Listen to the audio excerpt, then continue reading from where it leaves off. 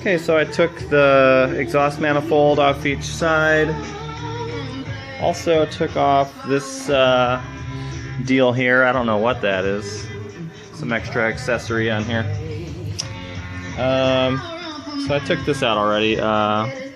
This is the rear main oil seal I was talking about. I backed off this main cap in the back and then pulled this seal out. It doesn't look bad, so I don't know if it could have maybe been leaking out of one of these bolt holes is a possibility too. But I'm gonna go ahead and change this anyway.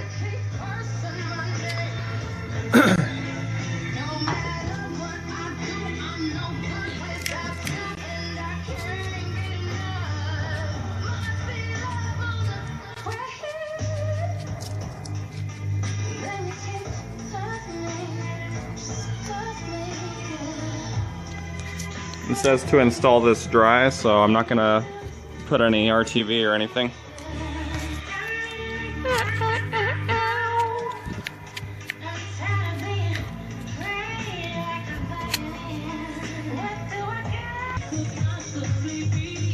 Alright, so I'm backing off all the bolts on the intake manifold and gonna pull that off. Just another video note, I have this. It might be a oil pressure sensor or something, I'm not for sure. But I'm going to take this sensor off and let me see if there's anything else.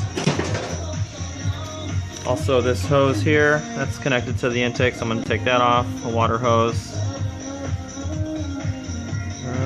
Anything else? And this will be kind of a moment of truth, see how it looks inside. Let's see. Another sensor off the, I'm guessing, thermometer, maybe? Okay, intake is off and valve covers are off.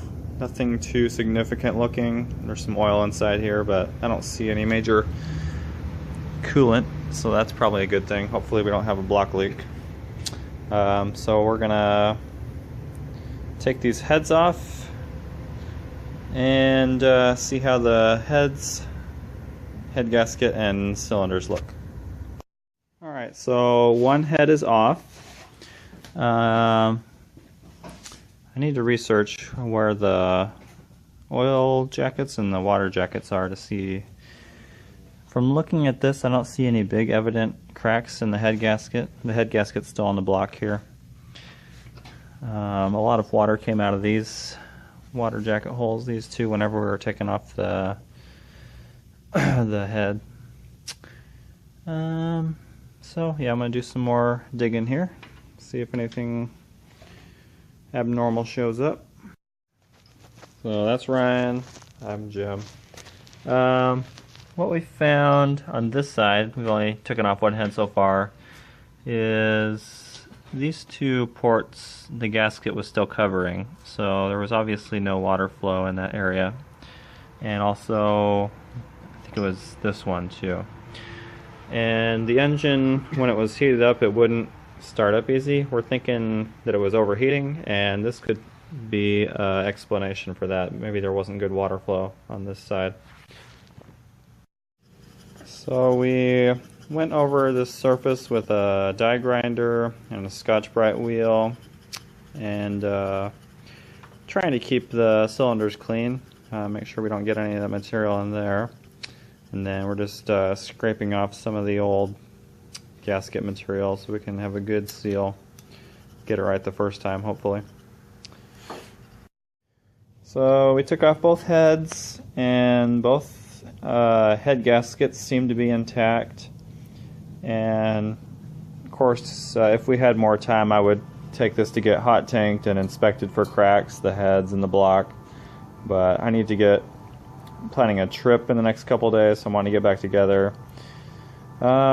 So kind of bad news because we didn't find anything, which means it could be that there's a crack in the cylinders or in the block somewhere, which would explain the coolant getting in the oil before. So we're just putting it back together with new gaskets, and I guess the main thing I'm hoping is that my main oil leak will be fixed in the rear main, if it was the rear main oil seal, or it could have been the bolts. That bolt back here. They say sometimes oil leaks out of these if you don't put RTV on them, so I'm gonna make sure those are sealed good, and hopefully that oil leak is fixed, and we'll just see how it does when we get it going again. If it's still, what I would do is after I ran it for a while and tried to start it up, the engine wouldn't want to turn, so I would just guess that was overheating.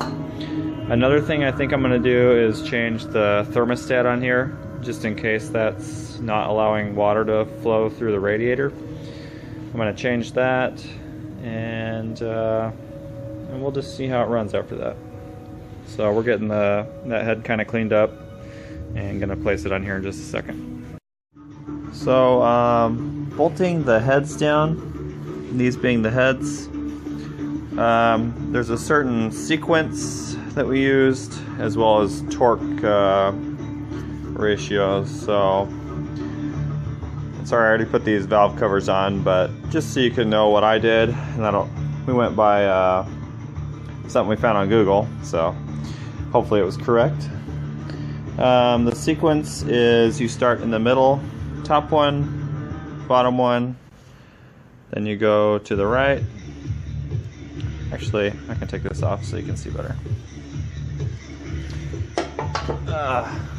So you do this one, then you go to the front, this one, then this one, and then back up here all the way to the end, this one, and then this one, that one. And so you start with this one, you do 50 foot-pounds, and you do that across the board, 50 foot-pounds, then you go over them again with that same sequence that I showed you, with 60 foot-pounds of torque, and then 70, and you'll leave them at 70. And so, yep.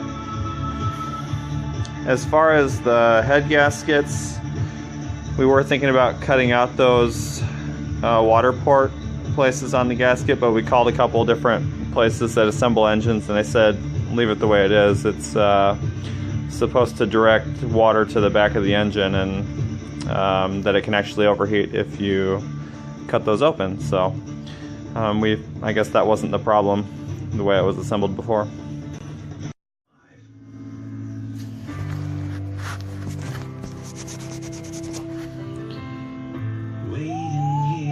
Hey guys, so I put my valve covers on, starting to bolt down the intake manifold. So the way I did this, I have the two gaskets that go on each side, and then these blue seals, rubber seals, that go one in the front, one in the back.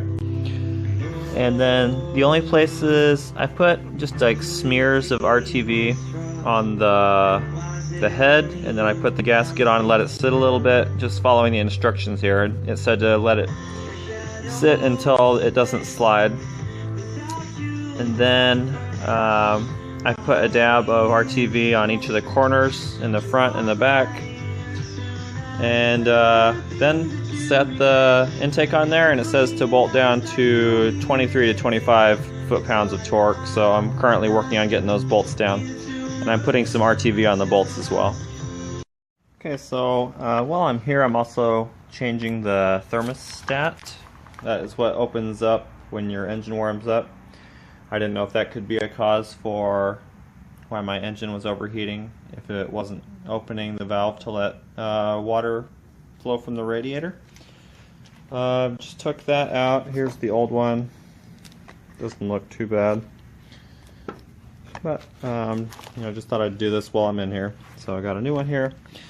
Here's the problem. I busted a bolt there, so I'm gonna have to figure out a way to get that out before I can put a new one on. Okay, so the intake's back off. Oh, and I spray painted the valves. So I busted this bolt earlier to the thermostat when I was trying to change it. Right now we're trying to weld a nut to the end of the stud. More information about libraries is at gale.com/libraries. And So we're going to do a little bit more welding, see if we can get a nice solid weld there, and then see if we can extract the bolt that way. Go ahead, sir. Whether in the room or across the world. Learn more at epson.com/ecotag. Last year, a photo of a North Carolina activist standing shirtless with his fist in the air to protest police violence went viral. I'm willing to stand up and have the uncomfortable and inconvenient conversations, and I'm willing to do that for everybody. This year, the man in that photo led the city council in Charlotte, and he won, speaking for a movement while representing an entire city. That's on the next morning edition. Tomorrow morning from 5 until 9 here on KRC. You're listening to 90 FM, KSEF St. Genevieve, Farmington, and KSEF HD. Okay. From the campus of Southeast We'll let that cool off and then see if we can extract that bolt. We put some RTV around on the aluminum here to hopefully protect it from the weld.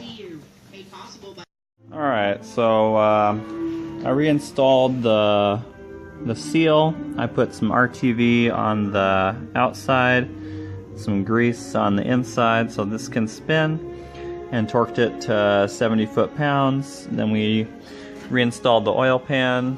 I put some new spark plugs in there. I put this steel back on. We're still trying to get that bolt out of the intake, so we're gonna just go ahead and put this in without the intake for now. We're gonna put the flywheel back on, and we're gonna make sure that we put some RTV and Loctite on there. They say that it's a possibility that when you have a leak that you suspect is the rear main seal, it could be actually coming out of these bolt holes because they're hollow. I mean, they go to the inside of the engine where oil could leak out of those too. So we're gonna make sure we try to get those sealed good and torqued to 85 foot-pounds. And that's what's gonna be going on.